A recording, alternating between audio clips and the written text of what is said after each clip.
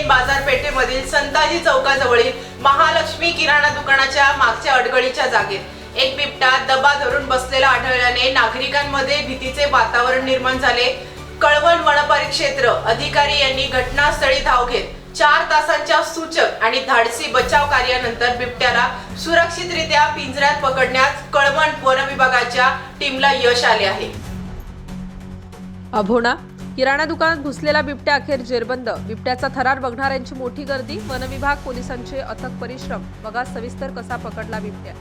अभोणा शहरात आज दुपारी मोठी खळबळ उडाली जेव्हा मेन बाजारपेठेतील संताजी चौकाजवळील महालक्ष्मी किराणा दुकानाच्या मागच्या अडगळीच्या जागेत एक बिबट्या दबा धरून बसलेला आढळला। व्यापारी नंदकिशोर उर्फ नंदू काका वेडणे यांच्या किराणा दुकानामागील जागेत हा वन्यप्राणी असल्याचे दिसताच नागरिकांमध्ये भीतीचे वातावरण निर्माण झाले। शहराच्या मध्यवर्ती ठिकाणी बिबट्या शिरल्याचे हे पहिल्यांदाच मोठे प्रकरण असल्याने अनेकांनी घटनास्थळी धाव घेतली। घटनेची माहिती मिळताच कळवण वनपरिक्षेत्र अधिकारी दीपाली गायकवाड, वनरक्षक रामकृष्ण दरेकर तसेच अभोणा पोलीस ठाण्याचे उपनिरीक्षक बबन पाटोळे यांनी तातडीने पथकासह घटनास्थळी धाव घेत परिसर ताब्यात घेतला।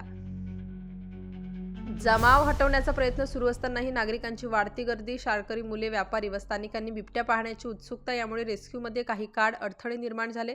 दरम्यान बिबट्याला कोणताही त्रास न देता सुरक्षितरित्या पकडण्यासाठी विशेष तज्ज्ञ रेस्क्यू टीमला पिंजरा व आवश्यक उपकरणांसह पाचारण करण्यात आले। सुमारे 4 तासांच्या सूचक आणि धाडसी बचाव कार्यानंतर अखेर दुपारी 2 वाजता बिबट्याला सुरक्षितरित्या पिंजऱ्यात पकडण्यात कळवण वन विभागाच्या टीमला यश आले। त्यामुळे नागरिकांनी सुटकेचा निश्वास सोडला।